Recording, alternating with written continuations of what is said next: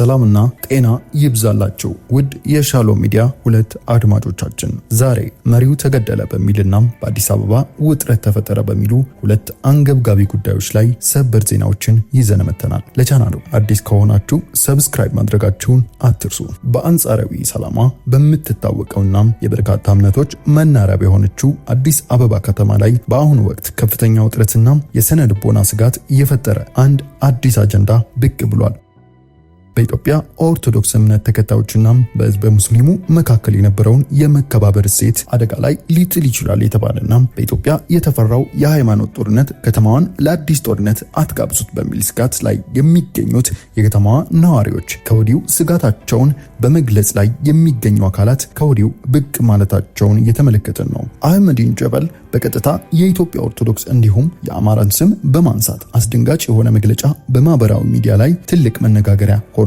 ከተማዋን ለአዲስ ጦርነት የሚጋብዙ ናቸው በሚል ስጋቶች እየተሰሙም ነው። በአዲስ አበባ ነዋሪዎች ዘንድ ትልቅ ድንጋጤና ጥርጣሬን የፈጠረው ይህ ጉዳይ የፍትህ ጥያቄ ወይስ ወደ ግጭት የሚያመራ አደገኛ አካሄድ ይሆን? ይህን የከተማዋን ነዋሪዎች ፍርሃት ውስጥ የከተተ የአህመዲን ጀበል መግለጫ ምን የሚል ነው? በቆይታችሁ የምታደምጡን ይሆናል።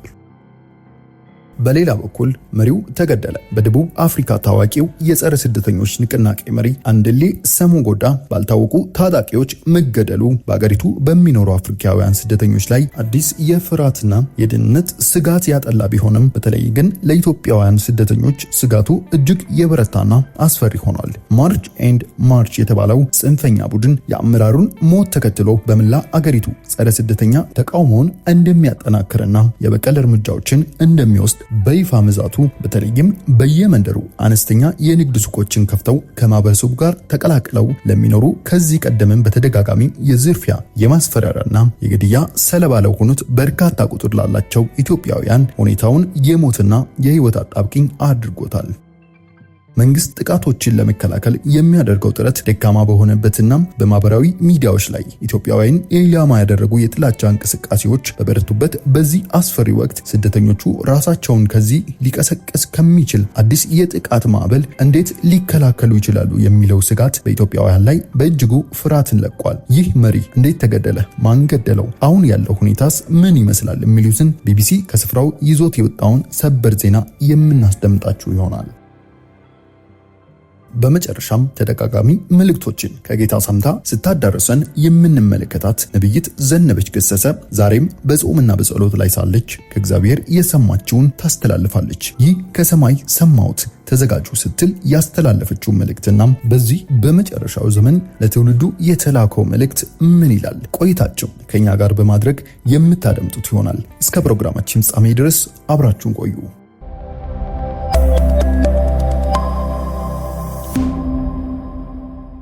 በቀዳሚው መረጃችን በደቡብ አፍሪካ እየተካሄደ ያለውን ጸረ አፍሪካውያን ስደተኞች እንቅስቃሴን ከሚመሩት መካከል አንዱ የሆነው አንድሌ ሰሞጋዳ ባልታወቀ ሁኔታ መገደሉ የጸረ ስደተኞች እንቅስቃሴውን የበለጠ ሊያባብሰው እንደሚችል ስጋትን ፈጥሯል። ህገወጥ የተባሉ አፍሪካውያን ስደተኞች ከደቡብ አፍሪካ እንዲባረሩ ባለፉት ወራት ከፍተኛ እንቅስቃሴ ሲያደርግ የነበረው ሰሞጋዳ ወይም ማርች ኤንድ ማርች የተባለውን እንቅስቃሴ ከሚመሩት መካከል አንዱ ነበር። ጋውቴንግ በሚባለው አካባቢ የሚካሄዱ የጸረ ስደተኞች እንቅስቃሴ መሪ ወይም አስተባባሪ እንደሆነ የሚነገረው ግለሰቡ ባለፈው ሳምንት ከሚኖርበት ቤት አካባቢ ነበር በጥይት የተመታው። ግለሰቡ ከጥቃቱ በኋላ ሆስፒታል ለበርካታ ቀናት ከቆየ በኋላም ህይወቱ አልፏል።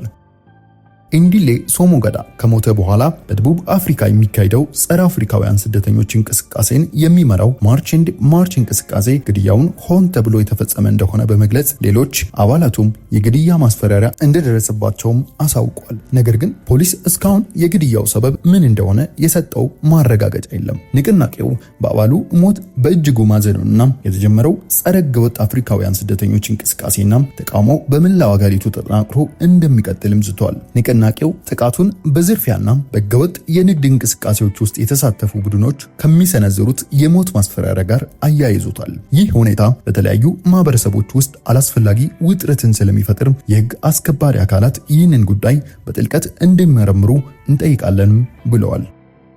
በመላ ሀገሪቱ በተለይም በጋውንቴግ ግዛት ተቃውሞ በሚኖርበት አብዛኞቹ መደበኛ ያልሆኑ የውጭ ዜጎች በሚገኙባቸው የሀገሪቱ ክፍሎች የሚካሄደው ሰልፍ ተጠናክሮ እንደሚቀጥልም አስታውቋል። ይህ ደግሞ ባለፉት ወራት በተደረጉት እንቅስቃሴዎች በከፍተኛ ስጋት ውስጥ የወደቁት ስደተኞች ስጋት የበለጠ የሚያባብሰው ይሆናል። ከቅርብ ወራት ወዲህ በደቡብ አፍሪካ በተከሰቱ አፍሪካውያን የውጭ ዜጎች ላይ ባልነጣጠሩ ጥቃቶችና የስደተኞች ተቃውሞች ምክንያት ውጥረቱ እየጨመረ መጥቷል። ይህንንም ተከትሎ በሰኔ ወር መጨረሻ ላይ ከመላው አገሪቱ ህጋዊ ያልሆኑ ስደተኞች አገሪቱን ለቀው እንዲወጡ ገደብ አስቀምጠው የነበረ ከመሆኑ በተጨማሪም በርካታ ደቡብ አፍሪካውያን ይህንን ደግፈው አደባባይ ወጥተው ነበር። የጸረ ስደተኞች እንቅስቃሴ መሪ የሆነው ግለሰብ መገደል በቡድኑ አባላት ዘንድ ቁጣን የቀሰቀሰ ሲሆን የደቡብ አፍሪካ ባለስልጣናትም ግድያውን እየመረመሩ መሆናቸውን አሳውቀዋል። የደቡብ አፍሪካ ፖሊስ ማክሰኞ ዕለት ባወጣው መግለጫ እንዳለውም የኢንዲሌ ሶሞጋዳ ግድያን ለመመርመር የተለያዩ ባለሙያዎች ቡድንን አዋቅሯል። በደቡብ አፍሪካ ውስጥ የሚካሄደው የጸረ ስደተኞች እንቅስቃሴን የሚያስተባብረው ማርች ኤንድ ማርች መንግስት በስደተኞች ላይ እርምጃ እንዲወስድ ግፊት እያደረገ ሲሆን ጥያቄውም መልስ እስኪያገኝ ድረስም በየሳምንቱ የተቃውሞ ሰልፎችን ማካሄድ እንዲቀጥልም ገልጿል። የቡድኑ አባላት ስደተኞች ላይ ጥቃት በመፈጸም የሚከሰሱ ሲሆን ኢትዮጵያውያን ስደተኞችን ጨምሮ በርካቶች ባለፉት ጥቂት ወራት መገደላቸውም ተዘግቧል። እንቅስቃሴውም የደቡብ አፍሪካ መንግስት ከአፍሪካ ሀገራት የሚመጡ ስደተኞችን ለማስቆም ጠንካራ እርምጃ እንዲወስድ ይፈልጋል። መንግስት ደግሞ በውጭ ዜጎች ላይ የሚፈጸመውን ማስፈራሪያና ጥቃት አጥብቆም ተቃውሞታል። የተደራጁት የጸረ ስደተኛ ቡድኑ አባላት በቡድኑ በመንቀሳቀስ ስደተኞች ከሀገሪቱ እንዲወጡ ጫና እየፈጠሩ ሲሆን ማክሰኞ ዕለት የተወሰኑ የቡድኑ አባላት የኢሚግሬሽን ተቆጣጣሪ መስለው በመቅረብም የውጭ ዜጎች ከደቡብ አፍሪካ እንዲወጡ ሲያስጠነቅቁ በፖሊስ ታይተዋል። በደቡብ አፍሪካ ውስጥ የሚገኙ ያልተመዘገቡ አፍሪካውያን ስደተኞች በህዝባዊ አገልግሎቶች ላይ ጫና ፈጥረዋል በሚልና በአገሪቱ ውስጥ ያለውን ስራ አጥነትና የወንጀል መጠን አባብሰውታል በሚል ከፍተኛ ቅሬታን ያሰማሉ። አንዳንድ ተቃዋሚዎች ደቡብ አፍሪካውያን በአገሪቱ ከ30 እስከ 40 በመቶ ይደርሳል ተብሎ ለሚገመተው የስራ አጦች ቁጥር እንዲሁም በሆስፒታሎች፣ በትምህርት ቤቶችና በሌሎች የህዝብ አገልግሎት ተቋማት ላይ ለተፈጠረው ጫና አፍሪካውያን ስደተኞችን ተጠያቂ ያደርጋሉ። ነገር ግን በደቡብ አፍሪካ የናይጄሪያ ከፍተኛ ዲፕሎማት የሆኑት ኦኬይ ኦቼ ለቢቢሲ በደቡብ አፍሪካ ያሉት ስደተኞች ከ8 በመቶ ያልበለጠ ነው በማለት በአገሪቱ ውስጥ ላለው ችግር ሁሉ ስደተኞችን እንደ ምክንያት ማቅረብ ትክክል አይደለም ይላሉ። በአፍሪካውያን ስደተኞች ላይ የሚደርሰው እንግልትና ጥቃት መበርታቱን ተከትሎ የተለያዩ አገራት የተወሰኑ ዜጎቻቸውን ከደቡብ አፍሪካም አስወጥተዋል። ባለፉት ሳምንታት ኡጋንዳ፣ ኬንያ፣ ናይጄሪያ፣ ዚምባብዌ፣ ማላዊ፣ ጋናና ሞዛምቢክ ለበርካታ ዓመታት በደቡብ አፍሪካ የኖሩ ዜጎቻቸውን ጨምሮ በድንገተኛው ስጋት ምክንያት አገሪቱን ለቀው ለመውጣት እየጠየቁ በሺዎች የሚቆጠሩ ዜጎችን ወደ ሀገራቸው መልሰዋል። ጫናው የበዛበት የደቡብ አፍሪካ መንግስት በአገሪቱ ያሉትን ስደተኞች አያያዝ ለማስተካከል ዘመቻ ከከፈተ በኋላም ከ53000 በላይ የውጭ ዜጎች ከሀገር መባረራቸውን ወይም እንዲወጡ መደረጋቸውንና እነዚህም ከማላዊ ከዚምባብዌና ሞዛምቢክ የመጡ መሆናቸውን ባለስልጣናት ተናግረዋል። በደቡብ አፍሪካ ለተከታታይ ሳምንታት ጸረ ስደተኛ ሰልፎች ከተካሄዱ እንዲሁም አለመረጋጋት፣ ማስፈራራትና ዘረፋ ከተፈጸመ በኋላ በአገሪቱ ያለ ህጋዊ የመኖሪያና የሥራ ፈቃድ የሚያገኙ ስደተኞች ላይ ሰፊ የተባለ ዘመቻ እያካሄደች ትገኛለች። በቀጣይ በአሁኑ ወቅት በአንጻራዊ ሰላሟ በምትታወቀውና የበርካታ እምነቶችና ብሔሮች መናሪያ በሆነችው አዲስ አበባ ከተማ ላይ አህመዲን ጀበል ያጋራው አዲስ ጽሑፍ ከፍተኛ የህዝብ መነጋገሪያ ሆኗል። ይህ ጽሑፍ በውስጡ የያዛቸው አንዳንድ ጠንከር ያሉ ሀሳቦች ህዝቡን ስጋት ውስጥ የከተቱና አልፎም ወደ ሃይማኖትና ብሔር ግጭት ሊያመሩ የሚችሉ አካሄዶች እንደሆነባቸው በርካታ ታዛቢዎችና አስተያየት ሰጪዎች ስጋታቸውን በስፋት እየገለጹ ይገኛሉ። ጸሐፊው ጽሑፉን የጀመረውም ጌንና ኋላ ቀር አስተሳሰብ ጋር በእርግጥም ጠላቶች ነን በሚል ግልጽና ቀጥተኛ በሆነ ርዕስ ነው። በጽሑፉ መጀመሪያ ላይም እንዲህ ይላል። ከሰሞኑ የኢትዮጵያ ሙስሊሞችና ሌሎች የተገፉ ማህበረሰቦች ይህች ሀገር የሁላችንም ናት፣ ማዕዱን በፍትሃዊነት እንጋራ የሚል አንድምታ ያለው እውነተኛ ጥያቄ ሳነሳ አንዳንዶች ነገሩን ሀገር የማፍረስ ያህል አክብደው ሲያራግቡት ታዝቤያለሁ። እውነታው ግን በጣም ቀላል ነው። የጋራ ሀብትን ብቻውን መብላት የለመደ ሰው አብረን እንብላ ሲባል እርሱን ለማስራብ የተሰፈረ ይመስለዋል። ለኔ ብቻ ባዮች የጋራ የሚለውን ቃል ሲሰሙ እንደ ጥቃት ቆጥረው እሪ የሚሉትም ለዚህ ነው። አስተያየት ሰጪዎች እንደሚሉት ጸሐፊው እዚህ ጋር የተጠቀመባቸው ቃላት ማህበረሰቡን የጋራ ሀብት ብቻውን መብላት የለመደና የተገፋ በሚል የሁለትዮሽ ክፍፍል ውስጥ የሚከት በመሆኑ ይህ አካሄድ በህዝቡ መካከል መጠራጠርን በመፍጠር ወደ ግጭት ሊያመራ የሚችል ምቹ ሁኔታን ይፈጥራል በሚል በከፍተኛ ሁኔታ አስግቷል። አህመዲ ጀበል በመቀጠልም የዚህ አይነቱን አስተሳሰብ ስር መሰረት ሲተነትን የሚከተለውን ሐሳብም አስፍሯል። የዚህ አይነቱ አስተሳሰብ ስር መሰረቱ ምንድነው ቢባል አንድ የተወሰነ ቡድን ከሀገሪቱ ጋር ያለውን ቁርኝት ከሌላው አግዝፎ ከመሳል የሚመነጭ ልዩ መብት አባዜ መሆኑን እንረዳለን። አንድ አካል ለዘመናት የበላይነቱን ይዞ ሲኖር ያ የያዘው አግላይ ተጠቃሚነት በደል መሆኑን ይረሳና ተፈጥሯዊ መብቴ ነው ብሎ ማመን ይጀምራል። በዚህ የቅዠት ዓለም ውስጥ ለኖሩ ሰዎች ሌላው ወገን እኔም እኩል ልታይ ብሎ ሲጠይቅ የሚሰማቸው ስሜት የመናቅና የመገፋት ነው። የለመዱትን ልዩ መብት ሲያጡ ተፈጥሯዊ መብታቸውን እንደተነጠቁ ይቆጥሩታል። ራሱን ማዕከል አድርጎ መኖር የለመደ ሰው ዓለም ለሌሎችም እንደምትሽከረከር ሲነገረው የተናቀ ሲመስለው ብዙም አያስገርምም። የኔ ጽሑፍ የኔ ብቻ ሳይሆን የሁሉም ሙስሊም ጥያቄ ነው። የሚገርመው በዚያ ላይ የቀረበው ለውይይት ነው። እንዲህ አይነት ክፉ ደዌ የተጠናወታቸው ሰዎች ማዘዝን ብቻ ስለለመዱ መመካከርን እንደ መግዛት ያዩታል። ብቻቸውን መሮጥ ስለለመዱ አብሮ መሮጥን እንደ ሽንፈት፣ ተቀናቃኝ የሌለበትን ተሰሚነት ስለለመዱ ሌላው ድምጹን ሲያሰማ እነርሱ እየተገለሉ ወይም ሊያጥፏቸው እንደተሴረባቸው አድርገው ያስባሉ። ይህንን የጸሐፊውን መልእክት የተመለከቱ የአስተያየት ሰጪዎች ስጋት የሚያጠነጥነው ለዘመናት በሰላም አብሮ የኖረውን ሕዝብ በቅዠት ዓለም ውስጥ የኖሩ እና ክፉ ደዌ የተጠናወታቸው በሚል ፍርደኛና ጠንካራ ቃላትን መግለጹ በሃይማኖተኞች መካከል የነበረውን የመከባበር እሴት የሚሸረሽርና ወጣቱን ትውልድ ለግጭት የሚያነሳሳ አካሄድ ነው በሚለው ነጥብ ላይ ነበር። በእርግጥ ዛሬ ላይ አደባባይ ወጥቶ እኩልነትን አልቀበልም ብሎ መናገር ያሳፍራል፣ ኋላ ቀርነትም ነው።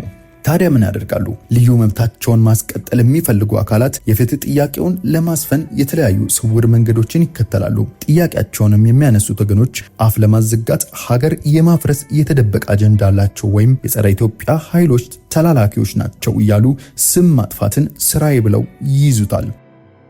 አንዴ አማራን ሌላ ጊዜ ኦርቶዶክስን ለማጥቃት እየተባለ አህመዲን ጀበል በድብቅ ይኸውም ስልጠና እየሰጠ ነው የሚለው ከንቱ ጩኸትም የዚሁ አጀንዳ የማስጣል አካል ነው። በተለይም ጠያቂዎቹ ሙስሊሞች ሲሆኑ ደግሞ የዜጎችን እውነተኛ የፍትህ ጥያቄ ጥላሸት ለመቀባት የተደበቀ አክራሪ አጀንዳ አላቸው የሚል የፈጠራ ክስ ሲያራግቡ መስማት እየተለመደ ሆኗል። እውነታው ግን ይህ ጩኸት የአገር መፍረስ ስጋት ሳይሆን የአንድ ወገን የበላይነት የማብቃት ስጋት መሆኑ ነው። መታወቅ ያለበት ነገር ቢኖር የፍትህ ጥያቄዎች አገሪቱን በጠንካራ መሰረት ላይ ለመገንባት የሚያስችሉ ምሰሶች እንጂ አፍራሽ አለመሆናቸውን ነው።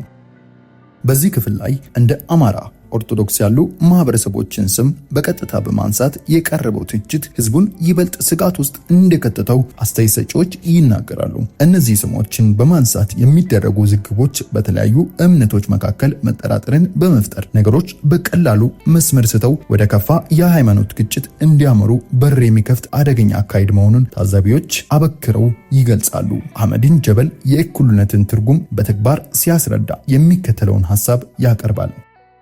ስለ እኩል እድል ሁል ጊዜ እናወራለን። ማንኛውም ዜጋ በችሎታውና በብቃቱ ብቻ ከሀገሪቱ ትሩፋት እኩል የመጋራት እድል ሊኖረው ይገባል እንላለን። እውነተኛ እኩልነት ግን የሚጀምረው ሁሉም በመነሻ መስመር ላይ እኩል መቆም ሲችል ነው። ትላንት በነበረ አድሏዊ ስርዓት ምክንያት ወደ ኋላ የቀሩትን ለማካካስ አንዳች ጥረት ላላደረገም እኩል ተወዳደሩ ብሎ ማላገጥ በዳዴ የሚሄድን ሕፃንና ለአካለ መጠን የደረሰን ወጣት አብራችሁ ተወዳደሩ ከማለት የከፋ በደል ነው። በተግባር እኩልነትን ማረጋገጥ የምንችለው ወደ ኋላ የቀረውን አካል ከታች ወደ ላይ ከፍ በማድረግ ወይም በላይ ያለውን ወደ ታች ዝቅ በማድረግ ነው። በአንድ ከላይ የተቀመጠ አካል ከያዘው ስፍራና ተጠቃሚነት ወደ ታች እንዲወርድ ሲጠየቅ ቅር ቢሰኘው ስሜቱ ሰዋዊ ስለሆነ ልንረዳው እንችላለን። ግን ከታች የተጨቆነውና እኩል ተጠቃሚ ያልሆነው አካል እኩልነትን ለማረጋገጥ ሲባል ወደ ላይ ከፍ ይበል ተብሎ ሲጠየቅ የሚዘገንና የሚከፋ ከሆነ እዚህ ጋር ትልቅ የህሊና መታመም አለ። የዚህ አይነቱ አስተሳሰብ ባለቤቶች ፍላጎት የራሳቸው መብት መከበር ብቻ አይደለም፣ የሌሎች ዝቅ ማለትና መበደል ለራሳቸው የበላይነት ማረጋገጫ ሆኖ እንዲቀጥልላቸው ጭምር እንጂ።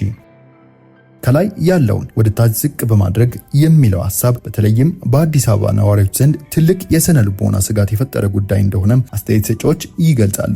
ይህ አይነቱ አገላለጽ አንዱን ማህበረሰብ ሰልቦ ሌላውን የመጥቀም የጠነከረ ይገባኛል ጥያቄ አድርጎ ሊተረጎም ስለሚችል በህዝቡ መካከል የጥቅምና የመብት መጋጨትን አስከትሎ ወደ ግጭት ሊያመራ ይችላል የሚል ስጋት እንዲያቆጠቁጥም አድርጓል። በመቀጠልም ጸሐፊው የሀገሪቱን ብሔራዊ ምልክቶችና ተቋማትን የሚመለከት ጥያቄ ያነሳል። ኢትዮጵያ በሁሉም መገለጫዎቿ የኢትዮጵያውያንን ማንነት ታንጸባርቅ ስንል ማንም አካል የራሱን ማንነት ብቻ የሀገሪቱ ብቸኛ መታወቂያ መገለጫ አድርጎ በመጫን ሀገሪቱ ሌሎችን ማህበረሰቦች እንዳትመስል መከልከል አይችልም ማለታችን ነው። ይህ አሰራር ፍጹም ስህተት ነው። የምንጠይቀው እኮ የሀገሪቱን ባህል፣ ሙዚየሞች፣ የታሪክ ትርክቶች፣ ብሔራዊ ምልክቶች፣ ባህላዊ መገለጫዎች፣ ቅርሶች፣ መንግስታዊና ህዝባዊ ተቋማት፣ አደባባዮችና መንገዶች፣ ስያሜዎች በሙሉ የሀገሪቱ ህዝቦቿ ሁሉ በተጨባጭ እንዲያንጸባርቁ ነው። ኢትዮጵያ ወይም ኢትዮጵያዊ የሚል ስያሜና ማዕረግ የተሰጠው ማንኛውም ሀገራዊ ነገር የሁላችንንም የዜጎችንና ህዝቦችን ማንነትና መልክ ሊያንጸባርቅ ይገባል። ከእንግዲህ ወዲህ ይህ ታላቅ ስያሜ የአንድን የተወሰነ ማህበረሰብ ወይም ቡድን ብቻ የግል ንብረት ሆኖ ሊቀጥል አይችልም። እኛም እንደ ሀገር ራሳችንን፣ ማንነታችንን፣ ታሪካችንን፣ ባህላችንን እና እሴቶቻችንን በዚሁ በሀገራችን ስያሜና መገለጫ ውስጥ በእኩልነት ማየት እንፈልጋለን። በተመሳሳይ የምንኖርበት ከተማ፣ ክልል፣ ወረዳ አሊያም የመንግስት መስሪያ ቤቶች ነዋሪዎች ሊመለሱና ማንነታችንን በእኩልነት ሊያንጸባርቁ ግድ ይለናል። ጸሐፊው ጥያቄውን ወደ ማጠቃለሉ ሲቃረብ የሚከተለውን ጠንከር ያለ አቋም ያሳያል። ኢትዮጵያ የሁላችንም ናት የሚለው መፈክር መሬት የሚረግጠው እያንዳንዱ ዜጋ በአገሪቱ ሁለንተናዊ ማንነትና ገጽታ ውስጥ ራሱን እምነቱንና ማንነቱን እኩል ሆኖ ሲያገኝ የሀብትና የስልጣን ክፍል ድርሻውንም በፍትሃዊነት ሲያገኝ ብቻ ነው። አንዱ ሁሉንም ለራሱ ጠቅልሎ ይዞ ሌላው የተገፋበት ሀገር በተግባር የተተረጎማቸው የልዩ መብት አካሄድ እንጂ የጋራ ባለቤትነት ፍትህ አይደለም። በመሆኑም ይህን የቆየ ፍርሃትና ልዩ መብትን የማጣት ስጋት አሸንፈን ሀገራችን ለሁሉም ልጆቿ እኩል የምትበቃ የጋራ ማዕድ መሆኗን በተግባር የምንቀበልበት ጊዜ አሁን ነው። ይህ የኢትዮጵያ ሙስሊሞች ጥያቄ ከምንም በላይ የሁሉንም አቃፊነትና አካታችነት ጥያቄ ነው። ታዲያ ይህንን የሁላችንንም ማንነት ያካተተች ኢትዮጵያን እንገንባ ብሎ መጠየቅ አንድን አካል ጠላት የሚያስብለው ከሆነ አዎ እኛ ኢትዮጵያውያን በአንድ ጠባብ ማንነት ብቻ ቀብድዶ ሊያስቀራት ከሚፈልገው አሮጌና ኋላ ቀር አስተሳሰብ ጋር ጠላቶች ነን። ጠላታችን የሆነው አስተሳሰብ ሰለባዎችን ከክፉ ደዌው ልንፈውሳቸው እንተጋለን እንጂ ታማሚውን ጠላት አናደርግም። በጽሑፉ ማብቂያ ላይ ጸሐፊው ይበልጥ ጽኑ ተፋላሚነት የሚታይባቸውና በህቡ መዶለትን ከሚጠቅሱ ኃይለኛ ሐሳቦችን እንደሚከተለው አስፍሯል። አለን በአላህ ፈቃድም እንኖራለን። ራሱን የአንድነት ኃይል ብሎ ለሰየመው ልሙጡ ኃይል ወይም ደግሞ የሰመጠችው ደሴት ናፋቂዎች መልእክቴ እንኳንስ ዛሬ ትንታግ ትውልድ ተፈጥሮ አይደለም ትላንትም የእኩያን ሴራ በሚገባ የሚገነዘቡ አባቶች ነበሩ። የአባቶቻችን ልጆች ነንና ጥቅማችን ባለበት ስፍራ ሁሉ አለን። በምክክር መድረክ ላይም አለን። በማህበራዊ ሚዲያ በግልጽ ስለ ጉዳዮቻችን እያነቃንና እየወተወትን አለን። በህቡ ስትዶልቱ ስታስዶልቱ ቋጠሯችሁን በመፍታት ተንኮላችሁን በማጋለጥ ወገን እንዲነቃ በማሰልጠንም ላይ አለን። የማታገኙን በጥፋትና ተንኮል በሴራ ጥፋት መድረኮች ላይ ነው። እዚያ እኛን በመፈለግ አትድከሙ። በመጨረሻም ጸሐፊው ሙስሊሙ ማህበረሰብ በደፈናው እንዳይታለፍ በማስጠንቀቅ ጽሑፉን ይደመድማል። ከዚህ በኋላ እንኳንስ የሀገሪቱ ግማሽ አካል የሆነውን ህዝብ ሙስሊም ቀርቶ ማንኛውም ኢትዮጵያዊ ወገን በክብር እኩል ስፍራ ከማግኘት የወረደ በተለያየ ስፍራና መድረክ ከነክብሩ የማይጠራና የማይወክል ማንነቱን ሳይገልጽና የሚገነባውን ድርሻ ሳያገኝ ሌሎች ሲወክሉ እርሱ ወዘተ በሚባል የማጎሪያና የመደበቂያ ቅርጫት ውስጥ ታጭቆ መቀጠልን የሚቀበል አይኖርም። የወዘተ ቅርጫት ሁሉንም በመዘርዘር ጊዜም ባለመፍጀት በሚል ፈሊጥና ዋና ዋናዎቹን በስማቸው ጠርቶ ሌሎችን በስም ሳይጠሩና መሰል ሌሎችን በሚል በመጥራትና አለመጥራት በመወከልና አለመወከል መካከል የሚተውበት ነው። ካሁን በኋላ ህዝበ ሙስሊሙ በኢትዮጵያ የትኛውም መገለጫዋ ውስጥ በግልጽ ሳይወከል በሀገራችን ምስረታና ልማት ውስጥ የነበረው ሚናና አስተዋጽኦ በግልጽ ሳይገለጽ በሀብትና ስልጣን ክፍፍል የሚገባውን ድርሻ ሳያነሳ በወዘተ ቅርጫት ውስጥ ተትቶ በሚያሻማ መልኩ የሚያልፍበት ዘመን አብቅቷል። በሀገራችን የትኛውም ዘርፍ እንኳን ህዝበ ሙስሊሙ በቁጥር አነስተኛ የሆነ የትኛውም ሃይማኖቱም ሆነ ብሔር ወዘተ ቅርጫት ውስጥ የሚታጨቅበት ዘመን ላይመለስ ሄዷል። ይህንን ረጅምና እጅግ ኃይለኛ ቃላት የተሞላበትን ጽሑፍ የተመለከቱ የፖለቲካና የማህበራዊ ጉዳዮች ታዛቢዎች ጽሑፉን በይዘቱ የፍትህ ጥያቄዎችን ያነሳ ቢመስልም በአቀራረቡ ግን ሌላውን ወገን ሴረኛና በህቡ የሚዶልት አድርጎ መሳሉ በህዝቡ ዘንድ ከፍተኛ አለመረጋጋትን ፈጥሯል ይላሉ። በተለይም በአሁኑ ወቅት በከተማዋ ላይ የሃይማኖት ስሞችን በቀጥታ በማንሳት የሚደረጉ መሰል ንግግሮች በሰላማዊ ማህበረሰብ ዘንድ ከፍተኛ ስጋት ያካተቱና አልፎም ነገሮች ተባብሰው ወደ ከፋ የሃይማኖት ግጭት ሊያመሩ የሚችሉ አካሄዶች እንደሆኑ በርካታ የአስተያየት ሰጪዎች ስጋታቸውን በከፍተኛ ሁኔታ እየገለጹ ይገኛሉ። በመጨረሻም ዛሬ በፊታችሁ የቆምኩት ለተከታታይ ቀናት በጾምና በጸሎት በጌታ ፊት ቆይቼ ነው። በዚያም እግዚአብሔር ለእናንተ የሚሆን ታላቅ ትንቢታዊ መልእክት በልቤ ላይ አኑሯል። ይህ ከሰራዊት ጌታ ከእግዚአብሔር የተሰማ የነፍስን ቋጠሮ የሚፈታና መንፈሳዊ ዓይንን የሚከፍት እውነተኛ መለኮታዊ ድምፅ ነው። እግዚአብሔር ዛሬ በጾምና በጸሎት የገለጠልኝ ትልቁ ሚስጥር ይህ ነው ስትል ነቢይት ዘነበች ገሰሰ ሰማው ያለችውን መልእክት ከአንደበቷ ተከታትለን እንመለስ። በጣም አጭር ቃል አካፍልና እንጸልያለን ባለን ሰዓት። በጣም ጸልዬ ነው የመጣሁት፣ ዝም ብዬ አልመጣሁም። ይሄ ፕሮግራም ፓስተር ከሰጠኝ በኋላ ልጆቼ ምስክር ናቸው። ጾም ላይ ነበርኩኝ፣ እየጾምኩ እየጸለይኩ ነበር። እግዚአብሔር መልእክት ሰጥቶኛል። ነካ አድርገውና መልእክት አለ በሉት። ከሰራዊት ጌታ ከእግዚአብሔር መልእክት አለ በሉት።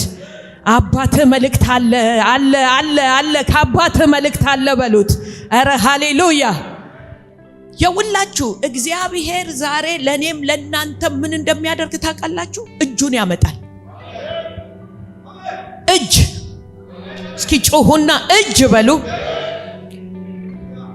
መጽሐፍ ቅዱሳችን ውስጥ ብዙ የእግዚአብሔር ሰዎች ሲመራቸው የነበረ ሲያንቀሳቀሳቸው የነበረ ያ እጅ በአንድ ሰው ላይ ዛሬ ይመጣል። ጌታ ሆይ ምን ልበል፣ ምን ልስበክ፣ ምን ልናገር ስል ለዚህ ቤተክርስቲያን መሪዎች በደንብ ስሙኝ። ለዚህ ቤተክርስቲያን ለእህቶች፣ ለእናቶች፣ ለአባቶች ምንድነው የሚያስፈልጋችሁ በይና ንገሪያቸው። እጄ ነው የሚያስፈልጋችሁ በያቸው አለ። እጅ ይመጣብናል። ተአምራት የሚሰራ እጅ፣ የሚፈውስ እጅ፣ ነገርን የሚቀያይር እጅ፣ ያንን የኤርትራን ባህር የከፈለ በየክፍሉ የከፋፈለ ያ እጅ ባንቺ ቤት መንቀሳቀስ ይጀምራል። ባንተ ቤት መንቀሳቀስ ይጀምራል። አረ ሃሌሉያ! ጩሁና እስኪ የእግዚአብሔር እጅ በሉ። ድገሙትና የእግዚአብሔር እጅ በሉ እስኪ። ይሄ የእግዚአብሔር እጅ ሲመጣ፣ የእግዚአብሔር እጅ በኔ ላይ ሲመጣ፣ ባንተ ላይ ሲመጣ፣ ባንቺ ላይ ሲመጣ ምን እንደሚሆን ታውቃላችሁ? ልይ ሳትሉ መንፈሳዊ አይኔ ይከፈት ሳትሉ መንፈሳዊ አይናችሁ ብርግድ ብሎ ይከፈታል። የው ሚስጥራትን ማየት ትጀምራላችሁ። ከሰማይ የሆነውን ድምጽ መስማት ትጀምራላችሁ። ዛሬ የአንድ ሰው አይኑ የሚከፈተው የእግዚአብሔር እጅ ላዩ ላይ ይመጣበታል። አይኑ ተከፍቶ ይወጣል። አረ እኔ ነኝ የምፈልገው፣ የተራብኩት እኔ ነኝ የሚል አሜን ይበለኝ። መጽሐፍ ቅዱስ የያዛችሁ ትንቢተ ሕዝቅኤል ምዕራፍ 8 ላይ ሄደን ስናነብ እንደዚህ ይላል። ትንቢተ ሕዝቅኤል ምዕራፍ 8 ከቁጥር 1 ጀምሮ እንደዚህ ይላል። በስድስተኛውም ዓመት በስድስተኛው ወር ከወሩም በአምስተኛው ቀን በቤቴ ተቀምጬ ሳለው የይሁዳ ሽማግሌዎች በፊቴ ተቀምጠው ሳሉ በዚያ የጌታ የእግዚአብሔር እጅ በላዬ ወደቀች። አረ ሃሌሉያ!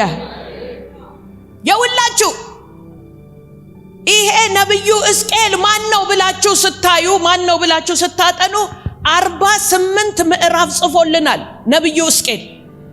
ሕዝቅኤልን ሌላ መጽሐፍ ውስጥ አታገኙትም። ብሉይ ኪዳን ሄዳችሁ ብትፈልጉ ሕዝቅኤልን ሌላ መጽሐፍ ውስጥ አታገኙትም። የት ነው የምታገኙት ካላችሁ እዚህ 48ቱ ምዕራፍ ውስጥ ነው የምታገኙት ነብዩ ሕዝቅኤልን። መቼ ነው ነብይ ሆነው? እንዴት ነብይ ሆነ? ለማን ነብይ አርጎ ሾመው ብትሉም ደግሞ የምታገኙት የት ነው ካላችሁ እዚህ 48ቱ ምዕራፍ ውስጥ ነብዩ ሕዝቅኤልን እንዴት ነብይ እንደሆነ ታገኛላችሁ። ነብዩ ሕዝቅኤል ቤተሰቦቹ ካህናቶች ናቸው። ቤተሰቦቹ ካህናቶች ናቸው እና ቅድም እዚህ ጋር ሕፃናት ወጥተው ሲዘምሩ እንደ ቀላል እንዳታስቡት፣ እንደ ቀላል እንዳታዩት። እኔ በ13 ዓመቴ እንደነዚህ ሕፃናቶች መድረክ ላይ ቆሜ ዘምር ነበር አዲስ አበባ መካነ ኢየሱስ። አስቡት 13 ዓመቴን 14 ዓመቴን 15 ዓመቴን እዛ መድረክ ላይ 27 ዓመት በመካነ ኢየሱስ 5 ኪሎ መካነ ኢየሱስ ዘማሪ ሆኜ ቆሜ ዘምር ነበር። ስንት ዓመት? 27 ዓመት።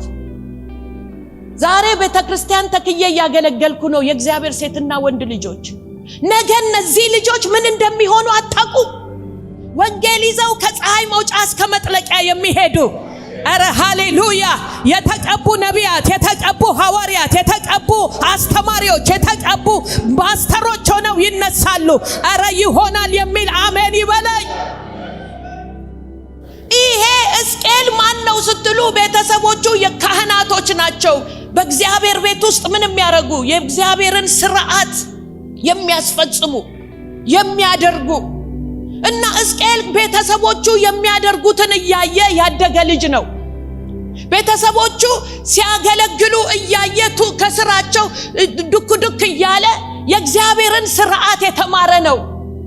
የእግዚአብሔርን ሥርዓት የተማረ ይሄ ሕዝቅኤል በደንብ ስሙኝ፣ መልእክት ነው የምነግራችሁ። በእግዚአብሔር ቤት ውስጥ ሲያገለግሉ እሱም አብሮ ያያል።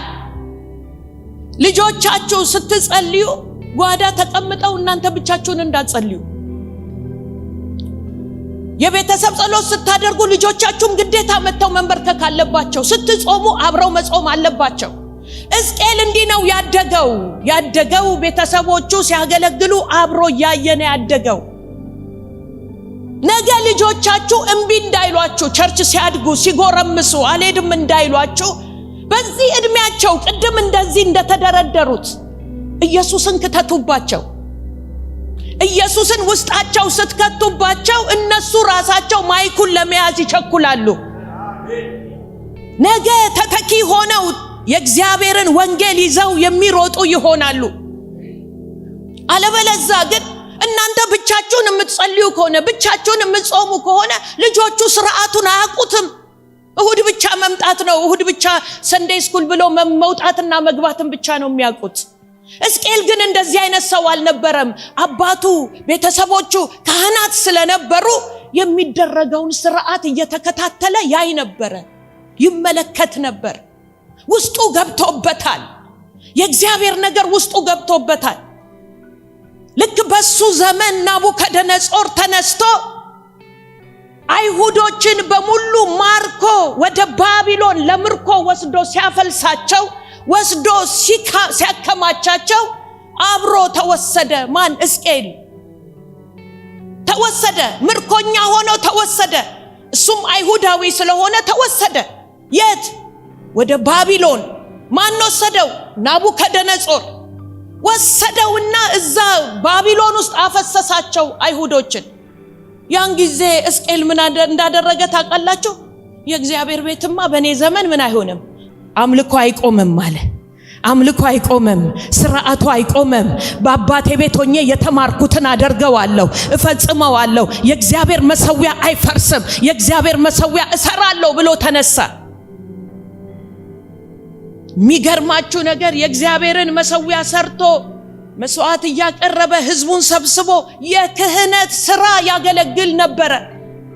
በየት ስትሉኝ በምርኮ አገር በባቢሎን በሰው አገር ላይ ፓስተር አሮን ራእይ አለኝ ብሎ ያው ቸርች ተክሎ ሰብስቧል ሕዝቡን። ልክ እንደዛ ማለት እኮ ነው። ኑ ተሰብሰቡ፣ እግዚአብሔር አምላካችንን ምን እናድርግ? እናምልከው፣ ክብር የሚገባውን እግዚአብሔርን እናክብረው ብሎ የክህነቱን ሥራ መስራት ሲጀምር ምዕራፍ 1 ላይ ሄዳችሁ ስታነቡ እግዚአብሔር መጣና መልእክት ሰጠው፣ ትንቢታዊ መልእክት። የትንቢት መንፈስ፣ የነብይነት ቅባት ከምዕራፍ 1 ከቁጥር 1 እስከ 3 ስታነቡ ታገኙታላችሁ። የነብይነት ቅባት ላይ መጣ። ሰውየው 48 ምዕራፍ ጻፈልን። እንዴት ነው ትንቢት የሚናገረው ብላችሁ ስታነቡ እዚህ ምዕራፍ 8 ላይ እንደዚህ ይላል። በ6ኛው ዓመት በ6ኛው ወር ከወሩ በ5ኛው ቀን በቤቴ ተቀምጬ እቤቴ ቁጭ ብዬ ሳለው የይሁዳ ሽማግሌዎች መተው፣ እንግዶች መተው፣ አባቶች መተው፣ ተሰብስበው መተው እቤቴ ቁጭ ብለን ሳለ ሳሎን ቤት ሊሆን ይችላል። ቁጭ ብለው እያወሩ እያለ አንድ ነገር ገጠመው። ዛሬ አንድ ሰው እንደዚህ የሚገጥመው አለ፣ የሚሆንለት አለ። በእውነት ይሁንልኝ የሚል አሜን ይበል። ተቀምጬ ሳለው ቁጭ ብለን እያወራን ምናልባት ስለ ግዞቱ ሊሆን ይችላል፣ ስላለው ፖለቲካ ሊሆን ይችላል፣ ስላለው ስለ እግዚአብሔር ቤትም ስራ ሊሆን ይችላል። እነዚህ ሽማግሌዎች የሚያወሩት ዛሬ ብዙ የሚወራ ነገር አለ። ውጩን ስታዩት፣ የከተማውን ነገር ስታዩት፣ የአሜሪካን ነገር ስታዩት የምታወሩት ነገር አለ። ወደ እግዚአብሔር ቤት መታችሁ ስታዩ ይሄ እንዲህ ቢሆን ብላችሁ የምታወሩት አለ። እነዚህ ሰዎች ተሰብስበው ሽማግሌዎቹ መተው ቁጭ ብለው እያወሩ ከወሬውን የሚያወጣ ካለው ነገር ነፃ የሚያወጣ ከተከበበው ነገር የሚያወጣ የእግዚአብሔር ክብር መጣ። ዛሬ ያው ካለው ከምትሰሙት ከሁኔታው በላይ የሚያደርግ የእግዚአብሔር እጅ ላያችሁ ላይ ይመጣል። ተቀምጬ ሳለው ይላል የእግዚአብሔር እጅ ምን አረገች? ላይ ወደቀችብኝ። አሜን ትውደቅባችሁ። አሜን የሚል ይሁንለት። ወደቀችብኝ አለ። እጅ መታ ላይ ወደቀችብኝ። ወገኖቼ እጅ ሲመጣ ሞገሳም ትሆናላችሁ። እጅ ሲመጣ ትውልድ ይሰማችኋል። እጅ ሲመጣ የማታውቁት ህዝብ ይገዛላችኋል። እጅ ሲመጣ ሁሉ ነገር የተዘጋጋ ይከፈታል። እጅ መጣችብኝ፣ ወደቀችብኝ። የማን? የእግዚአብሔር እጅ። ከዛስ እዩትማ ምን እንደሚል። እኔም አየው። ሰውየው ለማየት መጀመሪያ ያስፈለገው ምንድነው ካልክ፣ እጅ፣ የእግዚአብሔር እጅ። አይኔን ክፈተው በርግደው አይደለም። አሁን እጅ ትምጣ። እጅ ሲመጣ አይንህ ይከፈታል። እጅ ሲመጣ ማየት ትጀምራለህ። እጅ መታ ወደቀችብኝ። ከዛስ ምን አረኩ? አየው። ዛሬ ማየት ይሆነልን። እጁ ትምጣና ማየት የሚገባንን ታሳየን። የውላችሁ አየው ይላል። አየው። እጅ ሲመጣ አገልግሎት ድንጋይ መፍለጥ አይሆንም። አገልግሎት ስራ አይሆንም። አገልግሎት ቅልል ይላል። አገልግሎት ሰው እስኪመጣ ማን መጣ ማን ቀረ ልመና አይሆንም። እጅ ሲመጣ እጅ ባለበት ቦታ ሁሉ ትውልድ ይሰበሰባል። መጽሐፍ ሲናገር ጥንብ ባለበት አሞራ ይሰበሰባል። አትጨናነቅም። አገልጋዩ እዚህ ወጥቶ አይጨነቅም። እጅ ሲመጣ ሰውየው አየሁ ይላል። ቀጠለና ወዲያው አይኑ ተከፈተ። እጅ መጣች፣ አይኑ ተከፈተ። ዛሬ አንድ ሰው እጅ ይምጣበት። መንፈሳዊ አይን የሚከፍት እጅ ይምጣበት። የሰማይን ምስጢር የሚያይበት እጅ ይምጣለት። ኧረ ሃሌሉያ! አየው አለ። አየው፣ እነሆም እንደ እሳት የሚመስል አምሳያ ነበረ። ከወገቡም ምሳሌ ወደ ታች እሳት ነበረ። ሰውየው የሚያየው እሳት ያያል። እሳት አየው ካለ በኋላ እንደ እሳት የሚመስል አምሳያ ነበር። ከወገቡም ምሳሌ ወደ ታች እሳት ነበር። ከወገቡም ወደ ላይ እንደሚያንጸባርቅ እንደ ጸዳል ምሳሌ እንደሚያብለጨልጭ የወርቅ ምሳሌ ነበረ። የሚያየው ነገር ሁሉ የሚያብረቀርቅ ነገር ነው የሚያየው። እሳት ነው የሚያየው። ወርቅ ነው የሚያየው።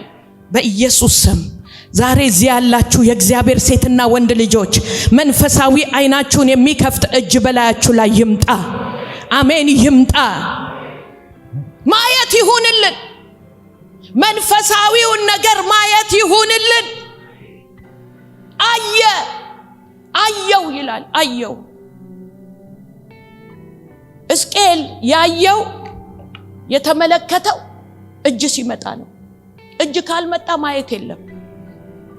ይቀባጥራል ወይ ሰውየው? ያልተባለውን ይላል ማለት ነው። እጅ ሲመጣ ግን ዶሚኔት የሚያደርግ የሚገዛ ኧረ ሃሌሉያ አሜን አሜን። እጅ መጣችብኝ ይላል። ሁለተኛ እዛው ምዕራፍ 1 ላይ ምዕራፍ 1 ገለጥ አርጉትና ምዕራፍ 1 ሕዝቅኤል ምዕራፍ 1 ላይ